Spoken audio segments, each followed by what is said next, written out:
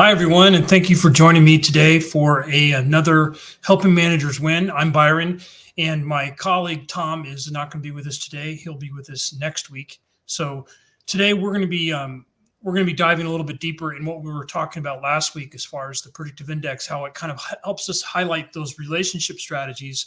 Today we're going to look at how the predictive index can actually help as it pertains to understanding ourselves, but maybe even our teammates. Because so we're gonna look at that. So just to remind you, the Tom and I are the ones that lead Optimax Talent, and we would love to have a conversation with you if you have employees in a company that you need to really get your mind around what your people strategy is. And what Tom and this actually comes from Tom, and I really believe it's very it's easy to understand and it's helpful.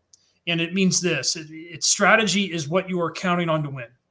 So what we like to do is like to have a conversation with you around your people strategy, around what are you counting on to win to help your people strategy connect to your business results.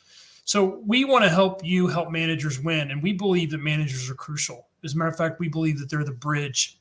You take them away, and your business won't work. They are the connectors between the ownership of the business to the leadership of the business to the work that actually gets done. So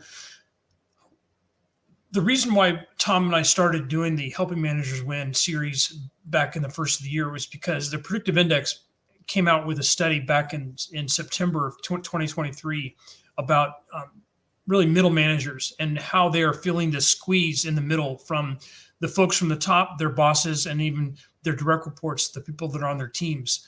And a lot of these middle managers are wanting to quit being managers, and they're wanting to go back into just the workforce as individual contributors.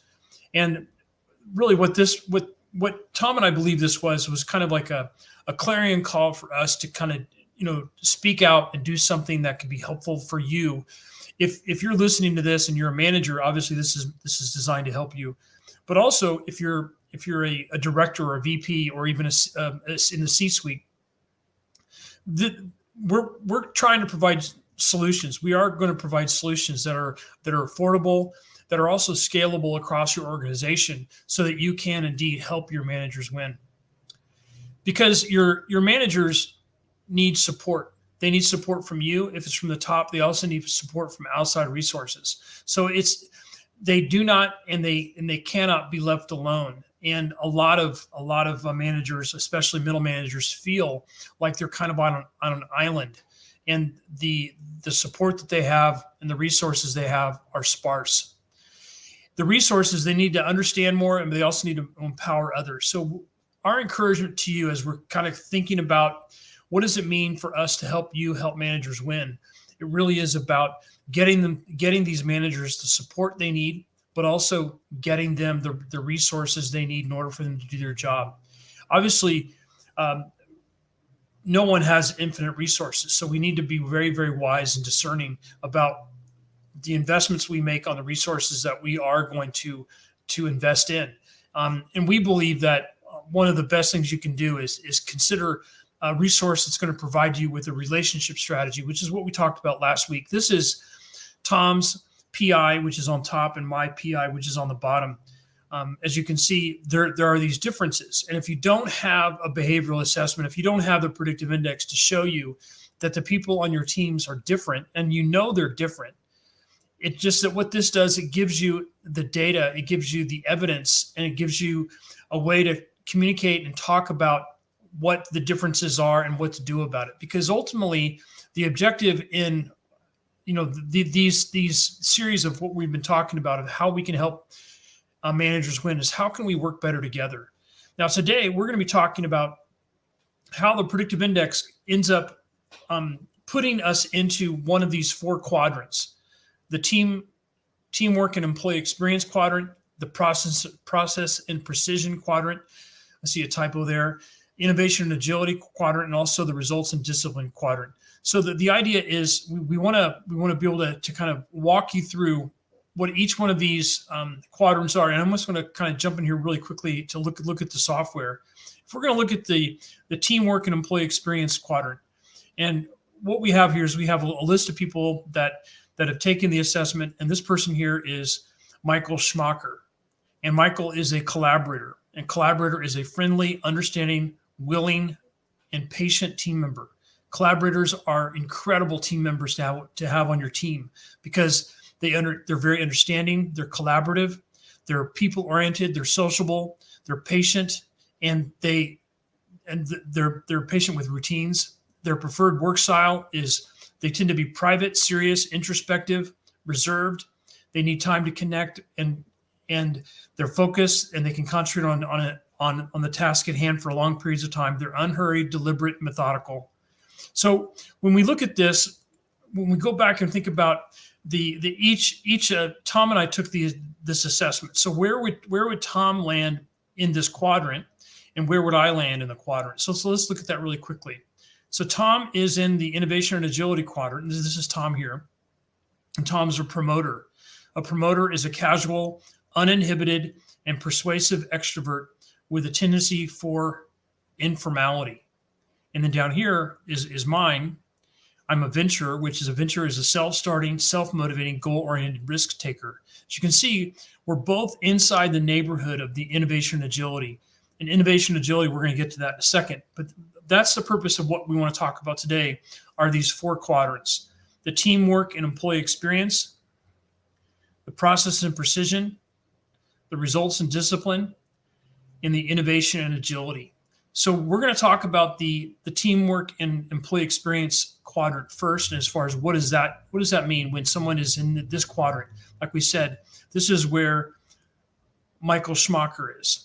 So trying to understand where Michael and the kind of work that he wants to do is very different than the work that Tom and I want to do, because obviously he's focused on collaboration and relationship building, whereas Tom and I are focused on pursuing new innovations. So there's a completely, utterly different orientation to the work. So when we look at this, the teamwork and employee experience, team members tend to focus on collaboration and relationship building. They're socially and interpersonally sensitive. They prefer to support others to grow and develop. They communicate by talking things through and brainstorming out loud. They make decisions collaboratively, seeking input from each involved team member, resolving conflict by focusing on the people involved. So when we go back and we look at the data we have on this team, so they resolve conflict by focusing on the people. So if there was a conflict with someone else, and the thing about a collaborator isn't going to normally be someone that is going to stir up any kind of conflict. As a matter of fact, a collaborator are probably one of the most easygoing reference profiles that there are. So conflict is not going to probably be the issue, but like, for example, their communication is different. Their communication, they like to talk things through and they like to brainstorm out loud. So if you look at this person down here, and this is Brian Schmack, Brian's a scholar. A scholar is someone who's accurate, reserved, imaginative, seeks a high level of technical expertise. But when you look at this, he prefers to not talk things out. He's gonna prefer to do things on his own and to not necessarily communicate directly. He might be someone that is going to be very different in how he interacts with someone like Michael. I'm not saying that they're not going to get along, but because Brian's preferred work style, he's where Michael's informal, Brian is formal, where they might be both a little reserved in some ways. He's skeptical of new people. He requires proof to build trust. This is of a scholar.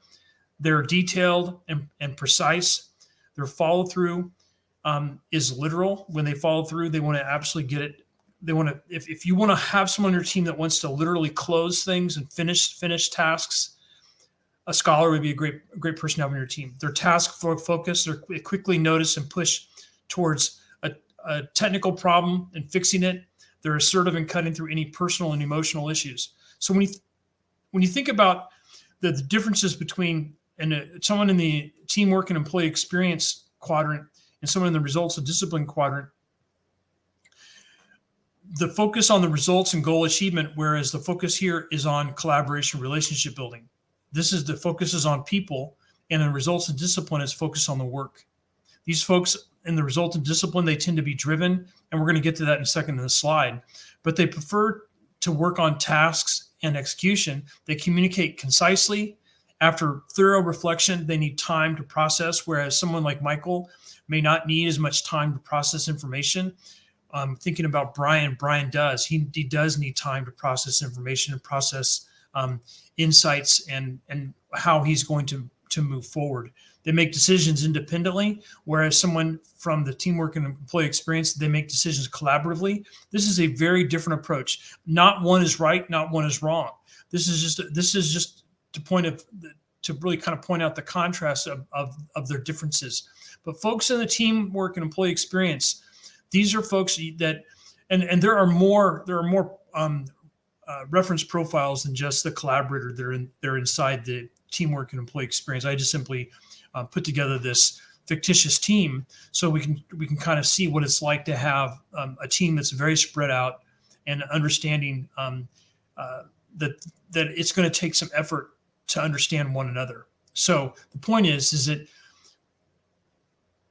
when someone takes the predictive index, they're going to land in one of these 4 quadrants of work. These are called work styles. And from this, we can build some common language around what are a person's, what is their focus, what is their preference, what is their communication style, and how do they make decisions. So looking at the next quadrant, which is process and precision. This is a quadrant where team members focus on process and predictability.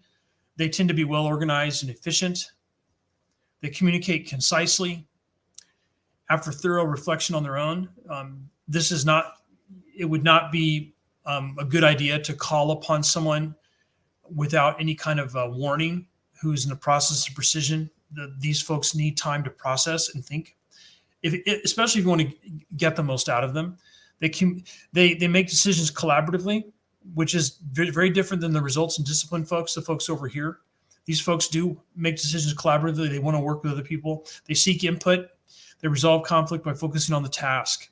So when you look at this, these folks are going to solve problems primarily through focusing on the task. These folks on the teamwork and employee experience and innovation agility, they're going to be solving problems through people, tasks. So when we look at this person here, this is Brendan Schmidt. He's a guardian. He's unselfish and approachable with a preference for detail and skill-based work. Guardians are wonderful people to work with because they're very considerate. They're very thoughtful. He has a very thoughtful approach when communicating, close attention to detail, strong discipline, and execution. He's driven to protect the company against risk by thoroughly leveraging their background, strictly following, the book or following the rules. He's cautious and follows well-established, proven plan to avoid making mistakes. A guardian does not like to make mistakes. They tend to be very formal, reserved, introspective, skeptical of new people, and require proof to build trust. So the point is that these are all folks that they could be an incredible team as they work together. But if you don't have the data, there could be some significant misunderstandings because, especially kind of what Tom alluded to last week and even the week before last, we kind of bring our biases, we bring our preference, we bring our perspective into a lot of our, group communication, and even when we're working with other people. The point is that we need to stop doing it. We need to stop assuming that people are going to respond or want to respond just like we do. They don't. Michael wants to respond in a very different way than Brendan. So these folks need to, even though they both have this, they're both collaborators. The folks on this side are going to be much more interested in collaboration versus the folks on the innovation and agility side. These folks are going to they're going to want to work.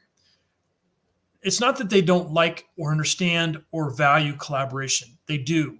It's just that when it comes to work, these are the folks that tend to do the work on their own first, and they will eventually include other people, but Michael and Brendan are going to be, they're going to be looking for people. And if this is the team, they'll probably look to one another, but it would be great to have other people on the team that want to reach out and say, hey, yeah, I'll work with you.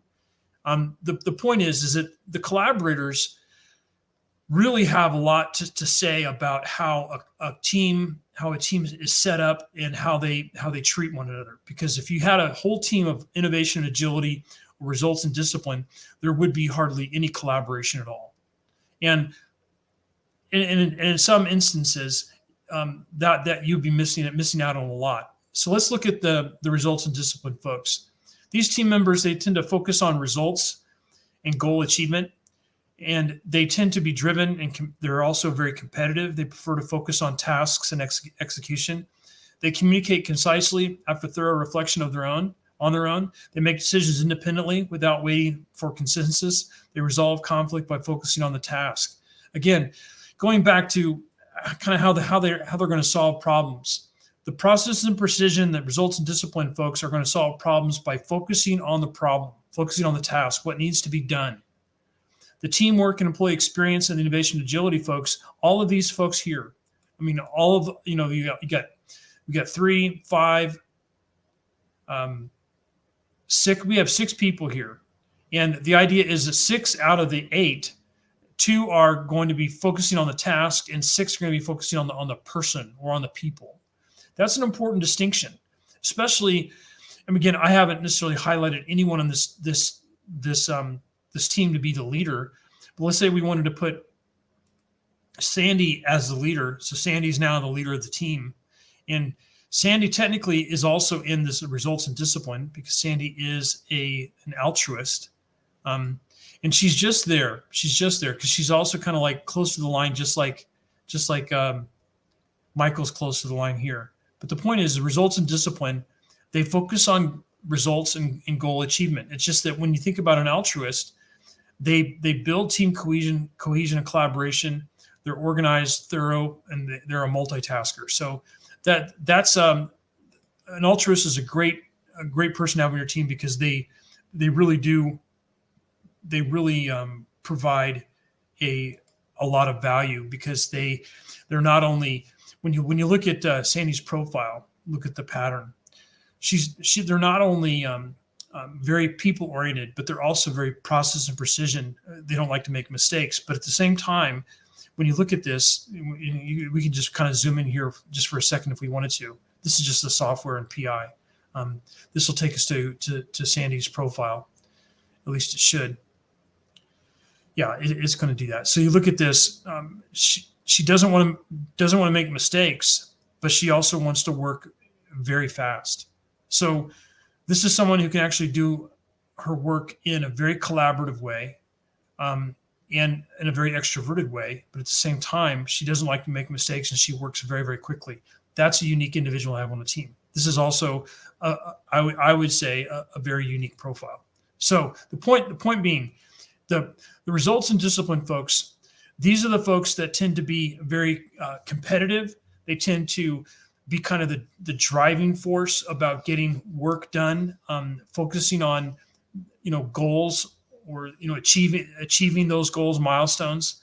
And they do not require a lot of interaction, even though as you saw there for Sandy was a more extroverted person in the results and discipline. But again, when you look at where she is in this, she's right there on the line.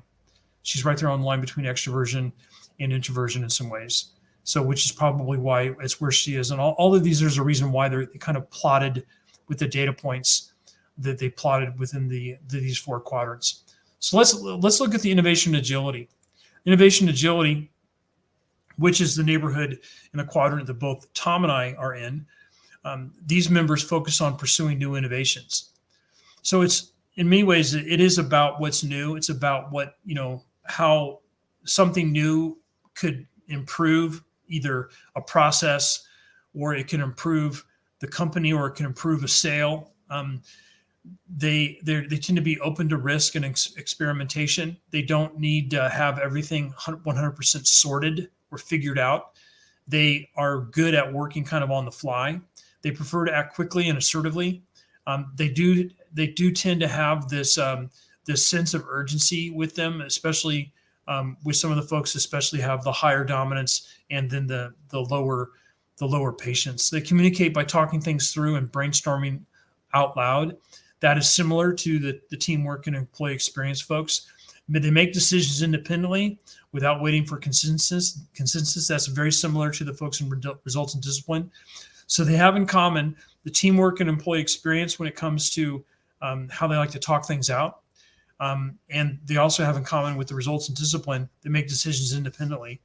And they resolve conflict by focusing on people. That's also something they have in common with the teamwork and employee experience. If they're going to resolve a conflict, they're going to look at the people involved first, or the person involved first to solve, not necessarily focusing on the task. So these are the four quadrants of the work styles, and all of these folks kind of fit in here. So we have Tom's here, which is he's obviously smack dab in the heart of the innovation and agility. Then we have Peggy Schminkel.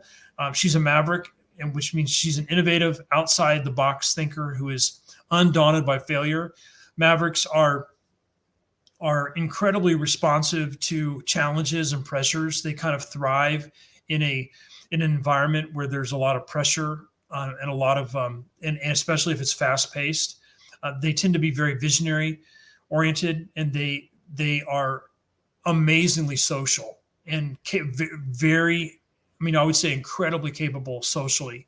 And excuse me, they're very goal oriented, meaning that they're kind of on the go. They have a very strong sense of direction, and the thing I think that there's really no downside with being a maverick, except for maybe the fact that maybe that they can get out in front of themselves a little bit sometimes, because they do want to go so quickly.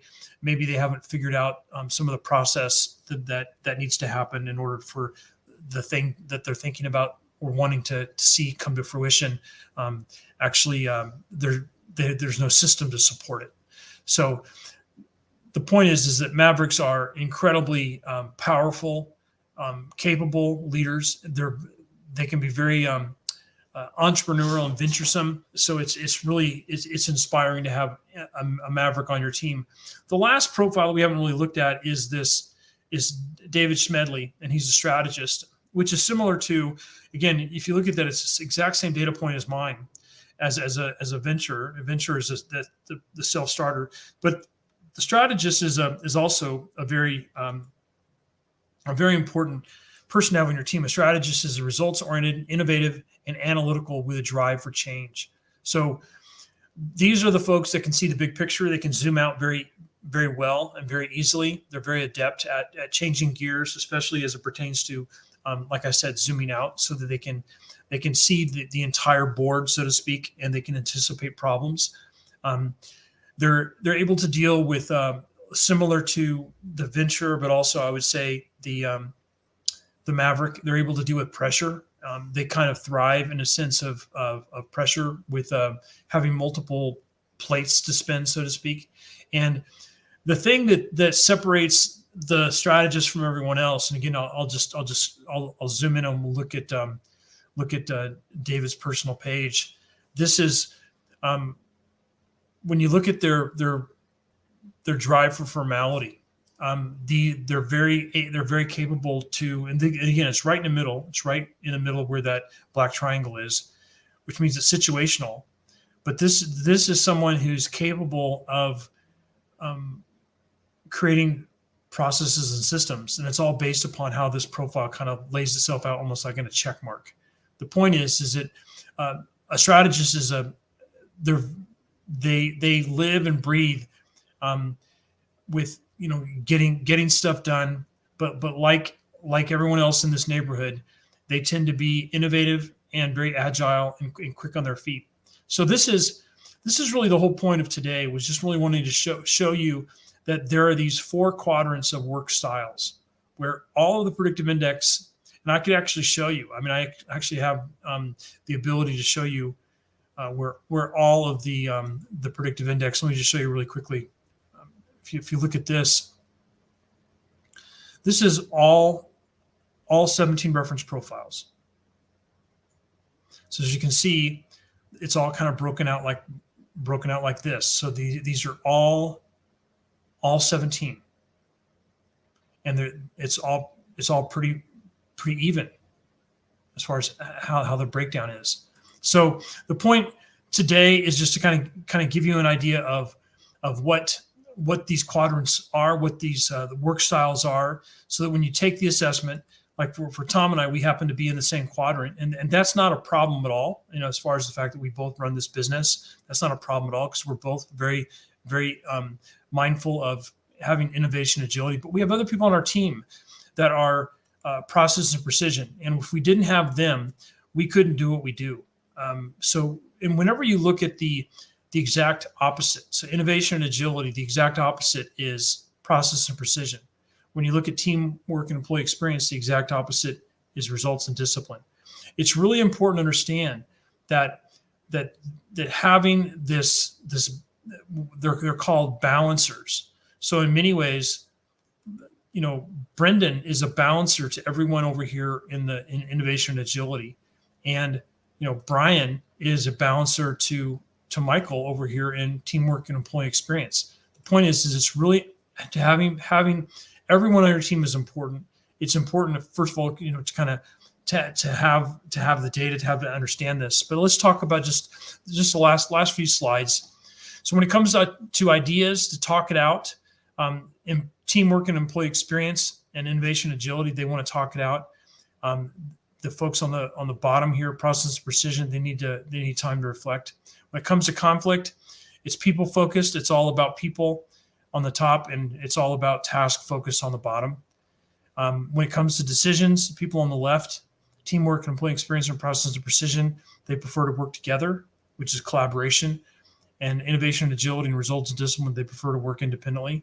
So the whole thing is that this is designed to help you understand yourself, but also to understand and have those conversations, so you can understand what the contrasting style of your teammate is, what the overlapping style, and what kind of common language you could have in order to work better together. And this is all of it together. And this is a very full slide. I'm not going to really show much of that, but we believe that your people are unique individuals, and they do most of their work in teams, and the work they do or not impacts business results. Creating and executing a clear and effective people strategy, and that's what we talked about earlier, about having a strategy, which is what you're counting on to win, and especially through your people, can be the difference maker in your company's profitability. In short, you want to optimize your talent. So we would encourage you to go to optimaxtalent.com and consider taking the PI assessment. It's a behavioral assessment. It doesn't take very long to take. It takes about 6 minutes to take. And Tom and I would love to set up a time to talk with you. As you can see, as we going through this and looking at all of the power of where this even breaks down within the teams, and we'll probably talk about this more in the coming weeks. Probably just spend maybe some more time in each one of these quadrants, just so you can understand it more. But the point is that this is a really, really useful tool for you, and for you to consider implementing into your company. We would be honored to have the opportunity to have a conversation with you. So go ahead and go to optimaxtalent.com and try taking the predictive index. That could be a really good first step. And when we meet we meet over Zoom, we'll meet for an hour, and part of that time we'll go over your results, and the other part of the time we'll talk about how you could leverage PI inside of your organization, and you can start to optimize your talent. So thank you for taking the time today. Have a great rest of your Thursday, and we look forward to seeing you next week. You take care. Thanks. Bye.